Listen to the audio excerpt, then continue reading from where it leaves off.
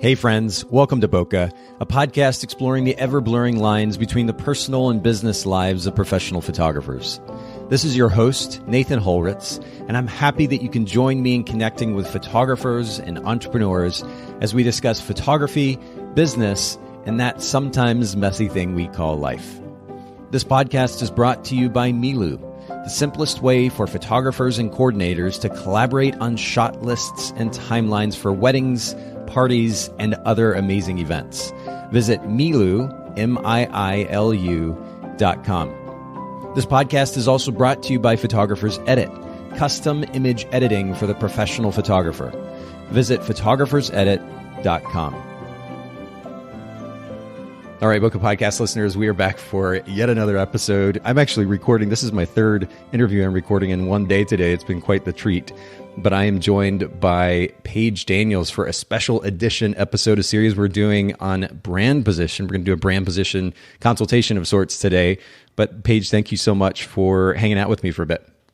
Oh, thank you so much. I'm super excited about this. Me too. And actually I'm already excited about the topic, but I'm especially excited for this conversation with you specifically because there's a bit of a twist on this conversation. And I'll just go ahead and break the fourth wall here, if you will, at the beginning of the conversation and say that we are doing a brand position consultation. And normally I have guests on and we talk about, whether they have a brand position statement or they want to create a better one, how to go about doing so. And then I try to do that along with them during the interview. In your case, you've actually created a really beautiful brand position statement, which I'll share here in just a little bit. I want to understand how you landed on that and kind of walk our listeners through that process. And I still want to give them some of the same context that I do in our normal consults as well. But we'll get to that in just a second. And if you'll bear with me, Paige, I just want to give context to everybody listening in, especially if this is their first brand position consultation.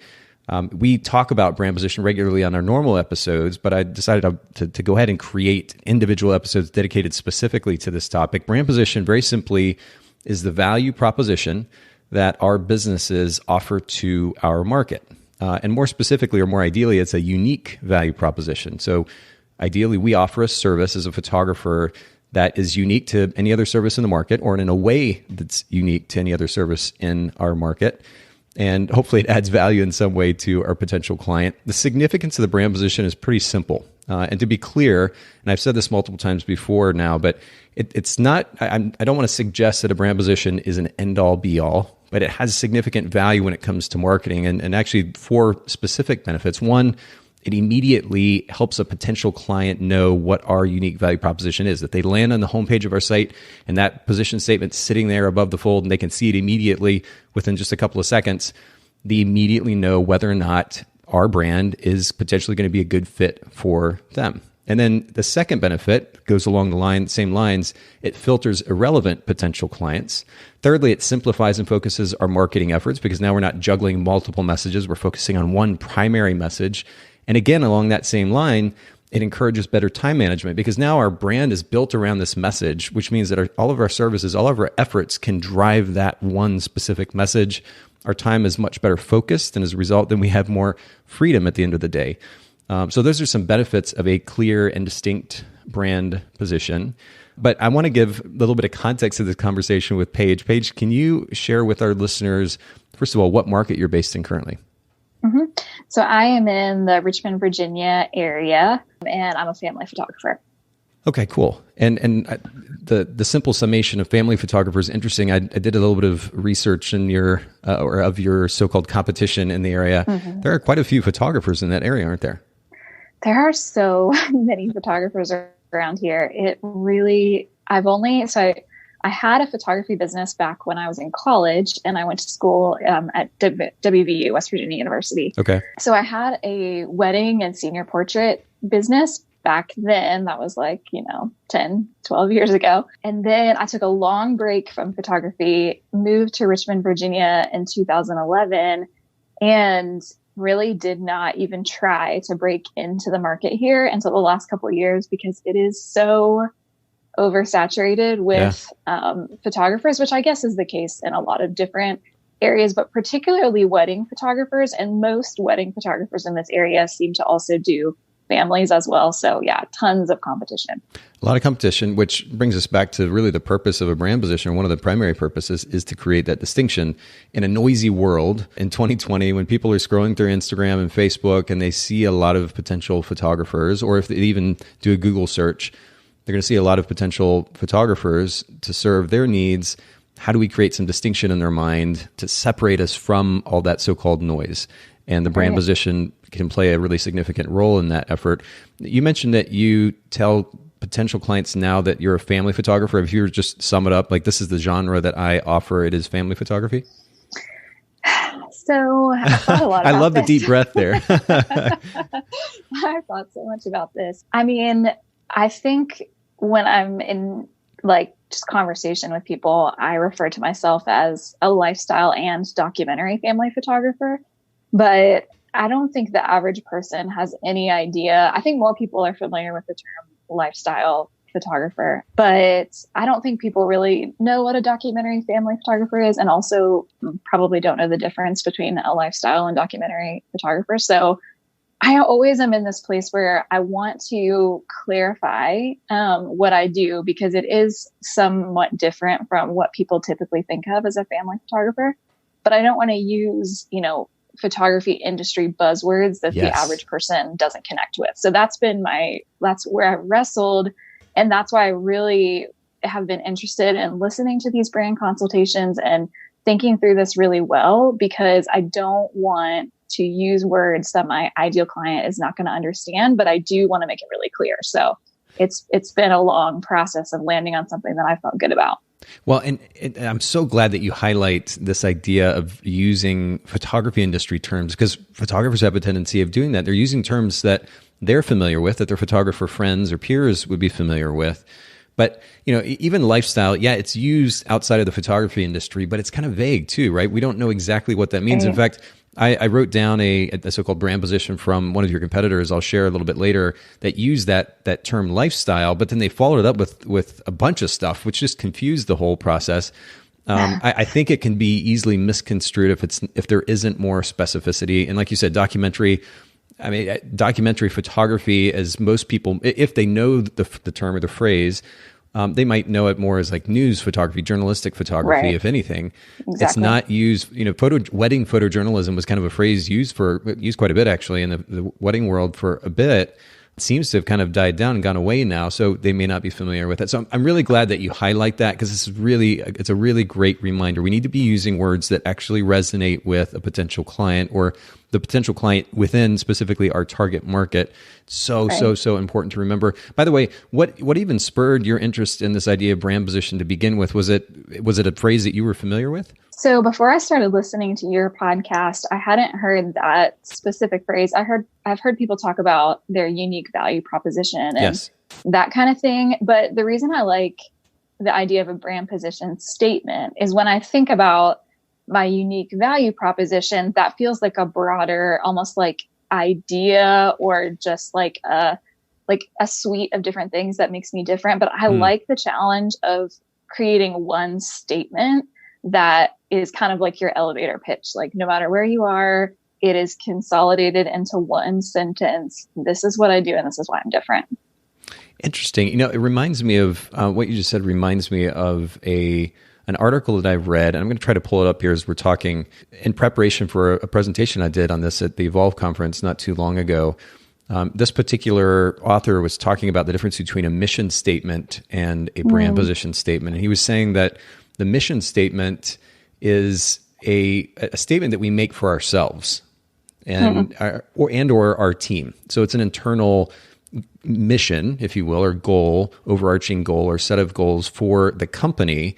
But it's not something that is going to speak to the value that we add to our client. That's what the brand position statement does. And I liked that differentiation. So when you said that kind of broader idea, that's what it reminded me of, the difference between mission and a brand position statement. And it is important to note that distinction. We will, if nothing else, we'll link to that article in the show notes. Haley will put that in the show notes for everybody listening in at bokehpodcast.com. But I want to keep going here. So you talked about family photography, documentary style family photography. Is that what you would say makes your photography unique in your local market currently? Or is it something else? Yeah, I think that's the big part of it. I mean, I think it's a little tricky because for the documentary photographers out there, I think they would maybe say that my work is not completely not fully documentary, but I think it leans more towards that than lifestyle, which is, a whole conversation in and of itself, like the difference between, or I guess the sliding scale between those two. But I really just I love photographing real life and just like the typical daily stuff of parenting little kids. Yeah. So, by the way, I have to interject here and say, speaking of little kids, the picture that you posted back on your Instagram on February 21st of your family is just the most adorable thing. And you've got beautiful little kids. For everybody listening in, if you go to Instagram, it's Sunday Vibes Photo, just like it sounds, all one word on Instagram. We'll link to it in the show notes too. But you have an absolutely beautiful family. Thank you. My kids, it's just like, I don't know what I would do if I had kids that weren't like super expressive. Both of my kids are extremely like expressive in their facial expressions. And I just feel like they have been a master class in capturing real emotion and personality.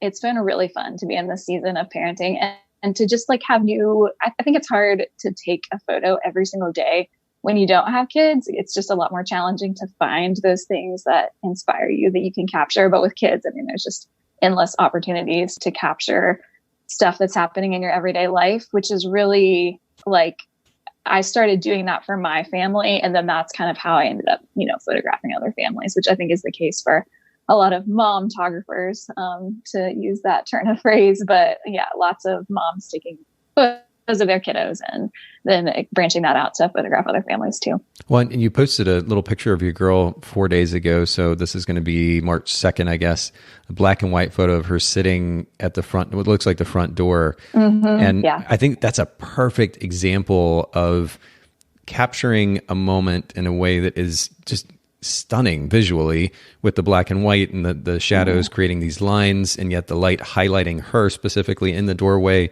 I think it really encapsulates kind of what it seems like you're attempting to do, not only for yourself and your family, but also for your clients. I think it's really lovely. But you mentioned the sliding scale between documentary and lifestyle. Can you explain what you meant by that? Yeah, I think there's probably a lot of different ways people approach this, in the broader industry. The way I think about it is lifestyle is inspired by real life and kind of looks like real life, but there's still a lot of intentionality on the part of the photographer to get people in, beautiful light and sometimes position them or even prompt them using questions or guiding thoughts or whatever to get them interacting with each other. Okay. And then you kind of shoot whatever unfolds.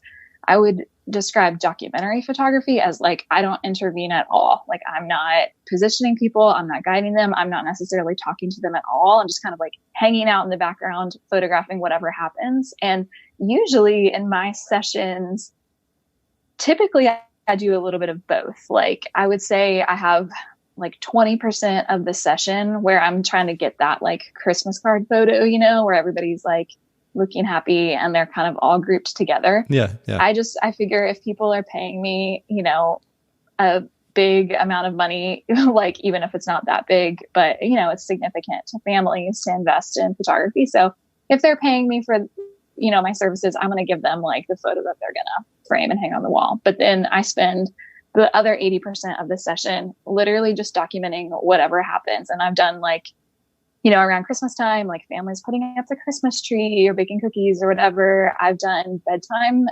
routine sessions where I'm literally photographing teeth brushing and taking a bath and reading stories before bed and that kind of stuff. And then all range of stuff in between, playing at the playground, hanging out in the backyard on the trampoline, just reading stories in mom and dad's bed. And it's literally just, I don't intervene. I don't tell them like, oh, no, come back and do that again. Like, it's literally just, you just try to hang in there and keep up with the kids. Make sure you can document as much as you can. Well, I like that you create that distinction and kind of a definition for our audience as well. And it seems like a pretty accurate one. It's interesting. I mean, lifestyle in a way, you would almost assume that it's doing what you were talking about, that documentary approach. But you're right. There probably is quite a bit more posing and setting up that goes on in that realm. As far as the approach that you've taken to, or in fact, for that matter, just getting involved in photography in the first place, I'd really be curious to understand the motivation behind that. And the reason I ask this is, as I've given this context in past episodes as well, a brand position statement ultimately is going to be the driver for a brand. It's going to represent what that brand is offering as far as a service or a product is concerned. And that means that the time spent in that business is going to be driven by that brand position statement as well. And if that's going to be the case, then hopefully that brand position statement is rooted in our personal values and what we ultimately want out of our personal life as well. And maybe it seems too big a picture. Like some photographers might argue that's trying to go too deep with it. But I think if we want to run a business that is fulfilling, it needs to be rooted in what we want out of life personally and trickle down from that. So on that note, I'm curious, what were the driving factors, 2 or 3 reasons why you even started and now run a photography business in the first place? Yeah. So like I said, I had a little photography business back when I was in college and grad school. And at that point, it was I just have always loved photography. And that was way back in the day when Facebook had just introduced the feature where people could post photos. That was like brand new. So I started posting photos that I was taking, and then slowly people started asking me to photograph other things and eventually photograph weddings. And it just kind of grew organically. And it was like, hey, this is a great way to pay for school and to pay for living expenses and stuff like that. And then, like I said, I took a long break, few years in there where I hardly did anything with my camera. Like my camera was literally in the bottom of a closet with like a bunch of clothes piled on top of it. And I just didn't pull it out at all. But after my son, Nash, was born, he was 3 months old, and I was kind of just resurfacing from the haze of newborn life. Yep. And my husband was out of town one weekend, and I felt like I just had a little bit more time to think and process. And I was like, I really want a creative outlet outside of my job that can just be something that's like just for me and something that can make me feel creatively inspired. Because I've had lots of different creative outlets at different seasons of life, but it's always been an important thing. Like I have to have something that's inspiring me creatively. And I thought about like some different options that I can invest in, but I was like, photography is something that I don't need a large chunk of uninterrupted time. As a new mom, it's like you're constantly being interrupted and pulled from one thing to the next. So I really needed something that didn't require like a huge chunk of dedicated time to do. You can take a camera anywhere you go. It takes just a couple seconds to snap a photo. And plus I was like, I really do want to capture my son's childhood and capture the childhood that we're creating for him.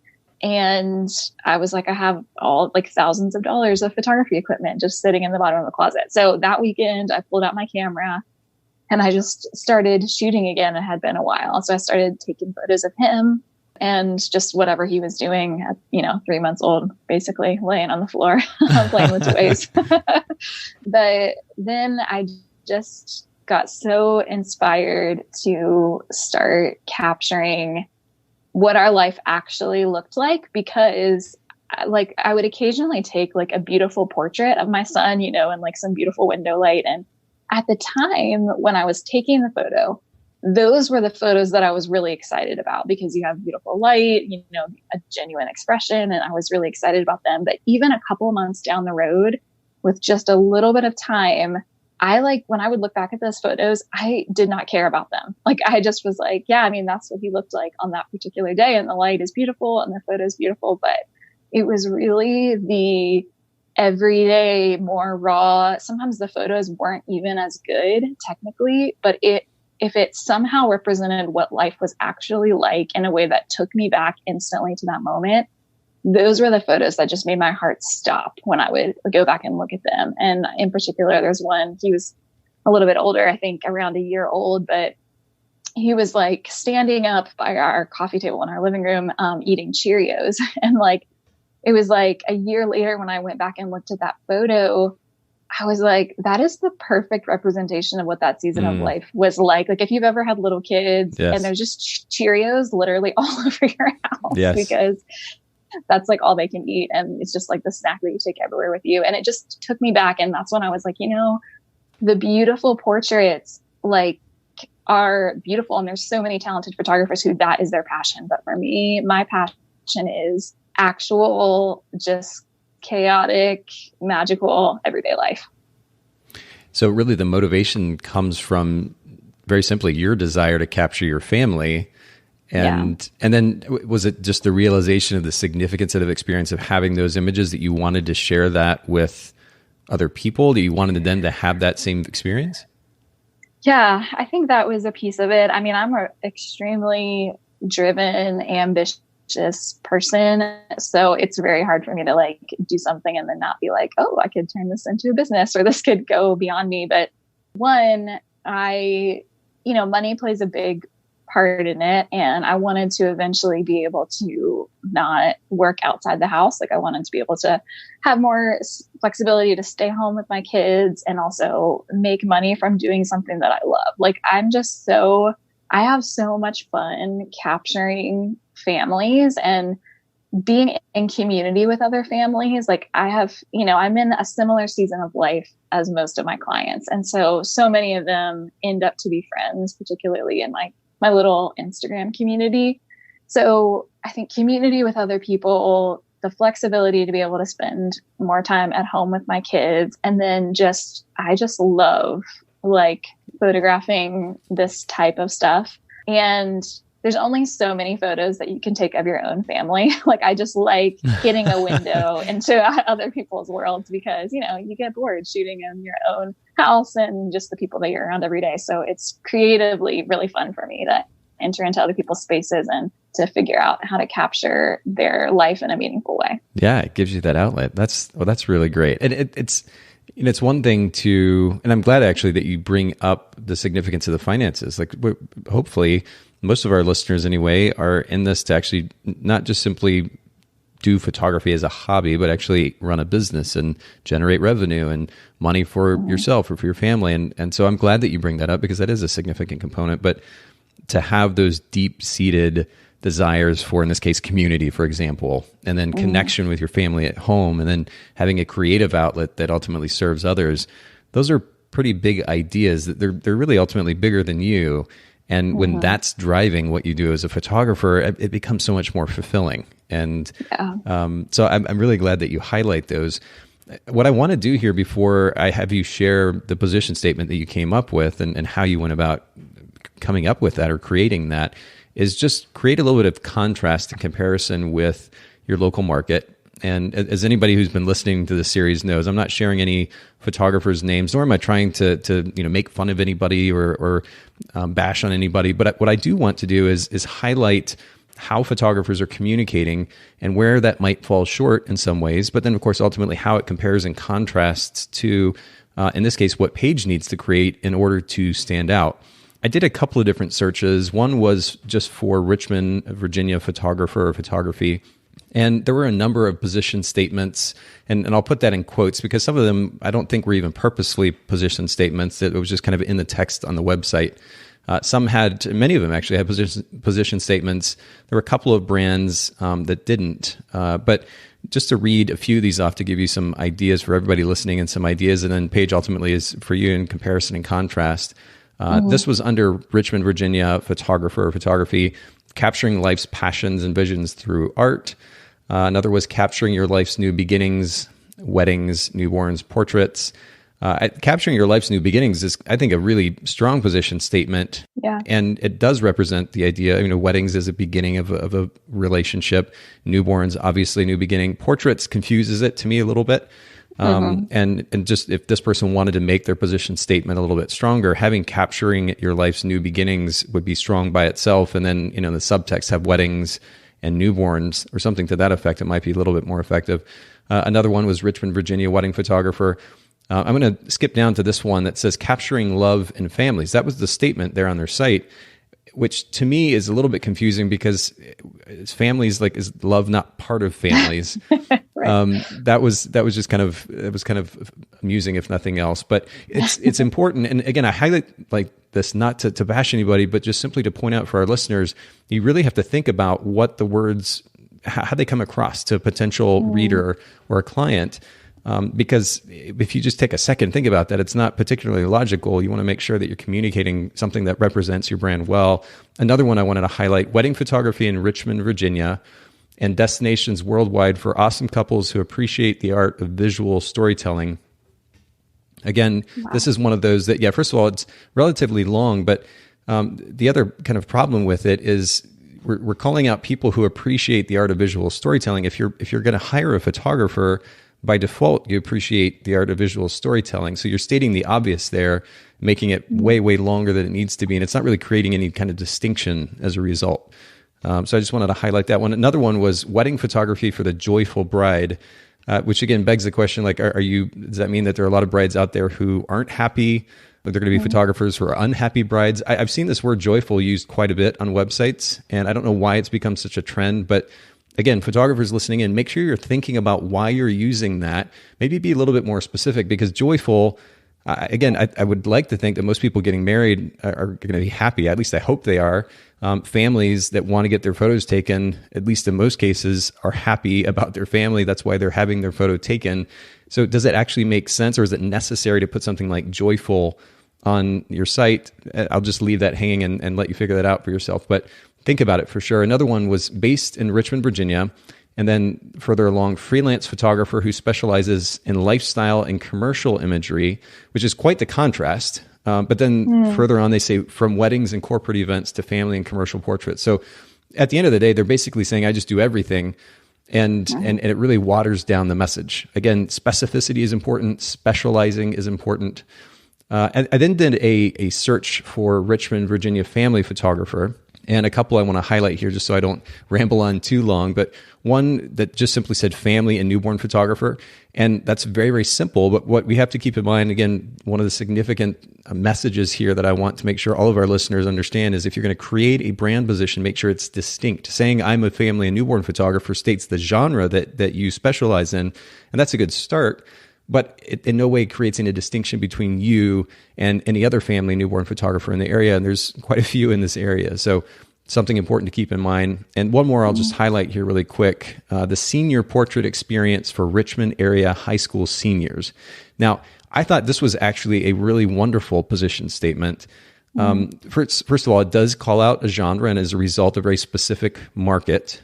And secondly, they reference it as an experience, which I think it at least sounds interesting. It's enticing. Like, what does that experience involve? It's not just about photos; it's a whole experience. They also call out the market that they're targeting. In this case, Richmond area and the high school seniors. I thought it's very simple, but I think it's very clear and distinct. And in a way, they're kind of owning that, right? They're saying the senior portrait experience for Richmond area high school seniors. And if they not only back that up with their imagery, but the experience that they create in their marketing, they put themselves in a really interesting experience to own that marketplace as a boutique senior portrait photographer. So I thought that was a great example of a strong position statement. I just want to highlight, although I realize they're not competitors directly to you, Paige, but sure. This brings us to your brand position statement. And I messaged you actually yesterday, I guess it was, leading up to our interview today. And I was like, I just want to make sure I understand what you want, because you actually have a really strong brand position statement. I want to read this out for everybody listening in. You remember that Paige says that she's a largely documentary style family photographer. Her position statement on her site at sundaybvibesphoto.com is very simply capturing the everyday magic of family life. First of all, talk to us a little bit about how you came up with this, and then tell us a little bit about what it means on a deeper level to you. Yes. Well, when you messaged me, my response was, thank you, because I've changed it like 15 times in the last week. Have you really? Well, give us the rundown. Like what were some of the other variations? So here was my mindset of like all the stuff that I was trying to cram into like one thing is mainly, it has to have something to do with families, because I do, like, of course, just like any photographer, a few other little things on the side, but my main focus of what I want to be doing is families. And even though I do also, so I shoot newborns and maternity sessions, but even my maternity and newborn sessions are really focused around the whole family. It's not, I do, take some shots of like, a newborn by themselves, but the session as a whole really is like for the the whole family. Okay. So the whole family is in a lot of the photos. And then same with maternity. Like it's really just, I almost treat it like a couples session at home, except like the woman happens to be pregnant. So there's actually, by the way, I just have to interject here because there's a really beautiful example of that scrolling on your homepage of that couple. The woman's obviously pregnant. They're standing in the kitchen and it beautifully exemplifies what you're just talking about. Yes, that's one of my faves. Yeah. So I needed family to be in there. And then, I was looking at my Google reviews and almost everybody used the phrase like everyday life in their review as far as like my ability to capture like what they see as their everyday life. So I really wanted that word to be in there because that seems to be just like capturing the ordinary, something around that.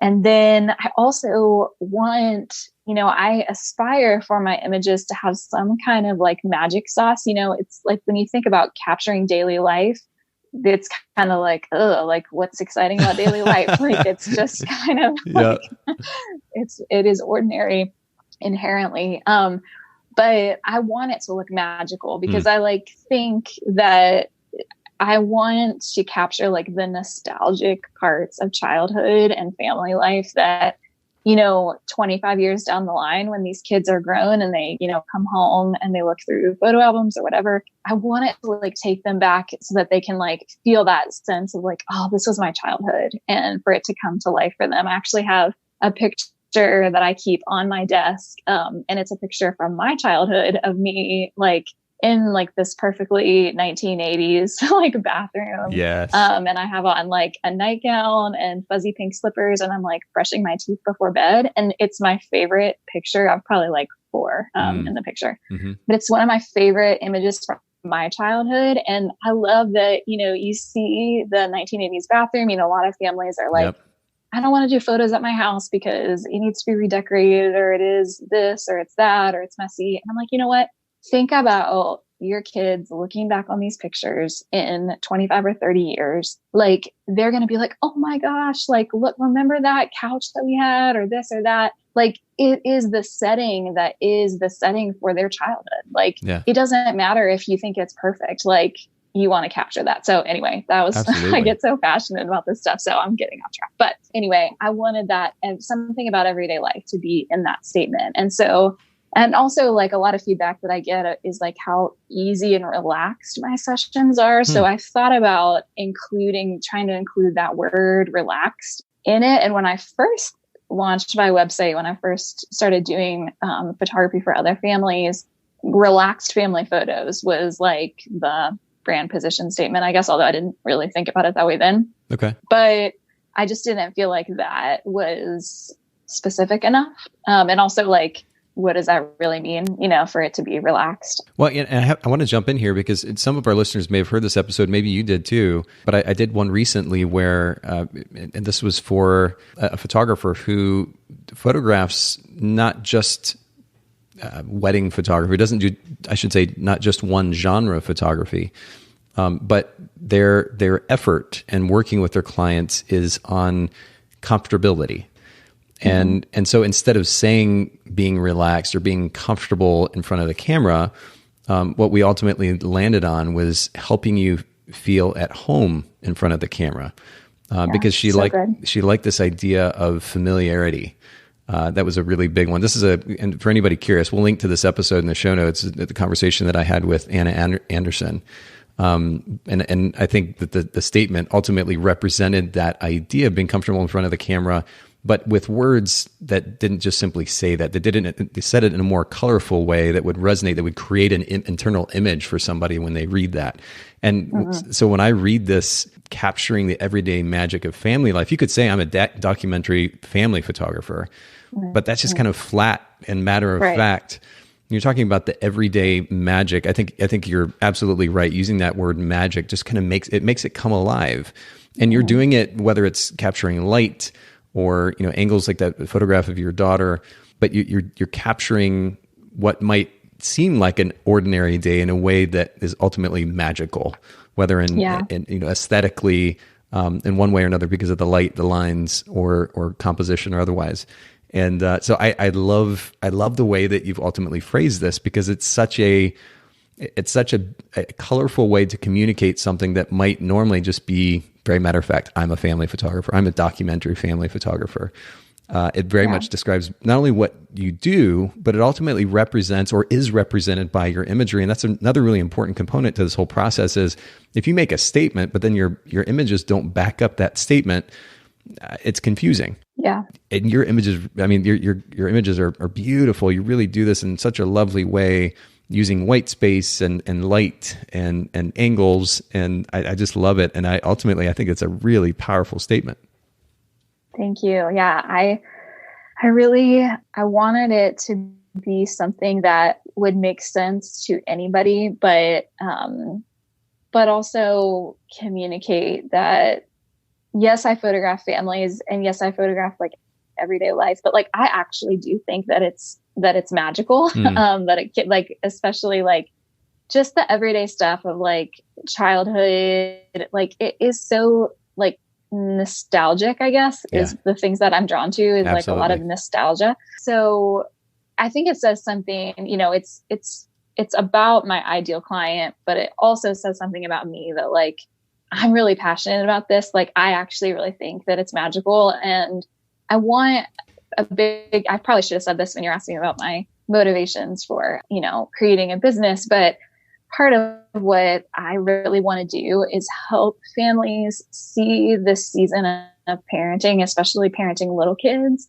in a little bit of a different light. Because you sort of get in the weeds of parenting little kids and every day looks exactly the same. And it can just be really hard. And it is really exhausting. It's a lot of work to raise kids. But I think every time I do a session, people are just kind of like, whoa, like I had no idea that this is what our life looked like. Like it's just giving them eyes to see what's right in front of them in a different way. That's going to give them that boost. Like I had one mom after I photographed her family and sent her the photos, and, in the photos, her kids are kind of like climbing all over her and they're kind of just like on the floor being silly together. And she was like, I remember that day. And I remember being like, oh my gosh, like, I'm so tired of children, like climbing all over me and everyone touching me.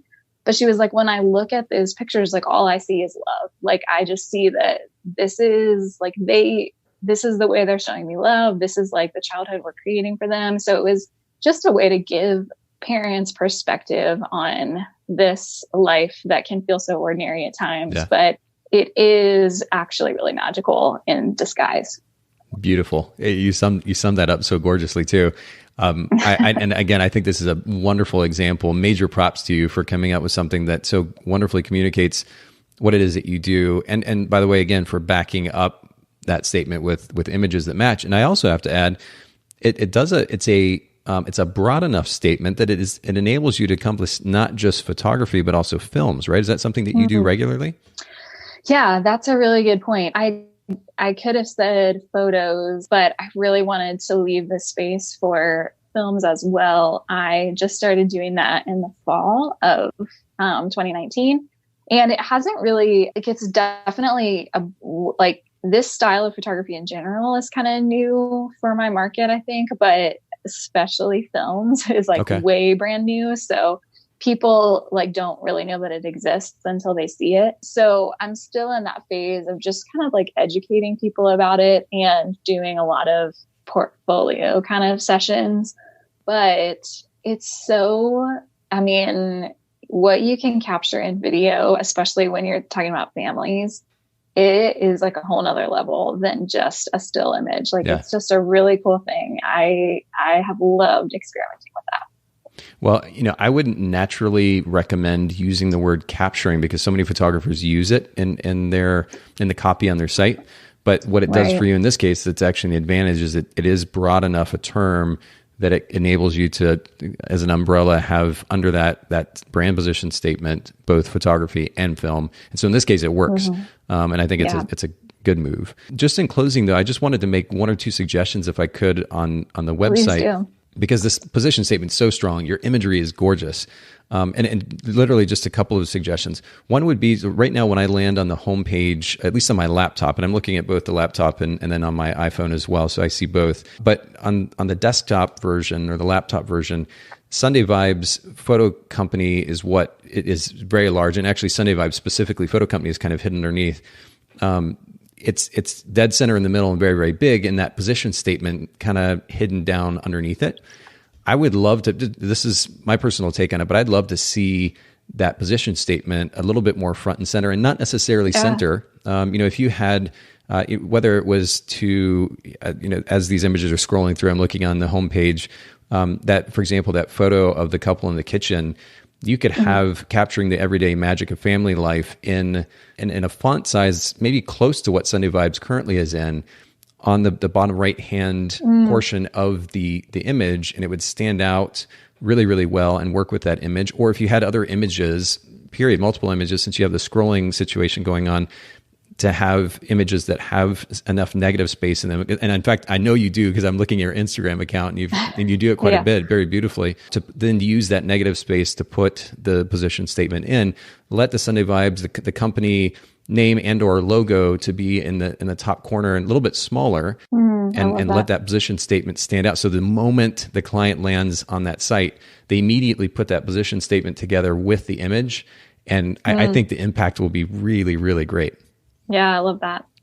So that's honestly really my main suggestion as far as the layout and design is concerned, because what we focus on when we talk about brand position statement here on the podcast is that what is the impact that you're making on the potential client when they land on the homepage. Let it be driven by at least that position statement above the fold. And for anybody listening in who doesn't understand what the fold is, that is that imaginary line that you have to scroll beyond in order to see. You want, anytime a potential client lands on your homepage, again, on mobile or desktop, they need to see your position statement, certainly your business name, and ideally at least one image that kind of backs up your brand or that represents your brand, so they have a visual experience as well. And they need to be able to do that without scrolling. And that's a really big deal. Paige has got these images that are scrolling on the homepage full screen, so it's really lovely in that way.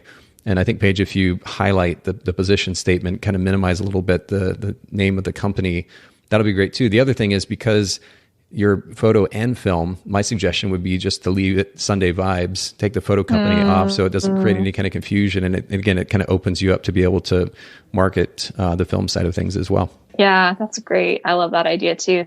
Thank you. Oh, absolutely. Well, and thank you for sharing kind of your thought process behind how you created this. I think it's a really great example, again, of a really strong position statement. We could all, I think, stand to do well to have something as just clear and yet colorful as what you've created here. So I appreciate you sharing that with our listeners. Will you just remind our listeners one more time where they can follow you online? Yes, absolutely. So my website is sundayvibesphoto.com. And I'm very active on Instagram. It's Sunday Vibes Photo. And there I have like a little 365 photo a day project going on. So I'm literally on there every day. Lovely. Yeah. And you all are going to want to log in and see this on your Instagram accounts. Make sure to follow Sunday Vibes Photo. Thanks once again, Paige, for making time for all of us. Thank you so much. Thank you so much for listening to the Bokeh Podcast. Will you let us know what you thought by leaving a review of the podcast in the Apple Podcast app? And I'd love to hear from you personally with your thoughts about the podcast and suggestions about future topics and guests for the show. My email is nathan@photographersedit.com. The Bokeh Podcast is brought to you by Milu, the simplest way for photographers and coordinators to collaborate on shot lists and timelines for weddings, parties, and other amazing events. Visit Milu, MIILU.com. This podcast is also brought to you by Photographers Edit, custom image editing for the professional photographer. Visit photographersedit.com.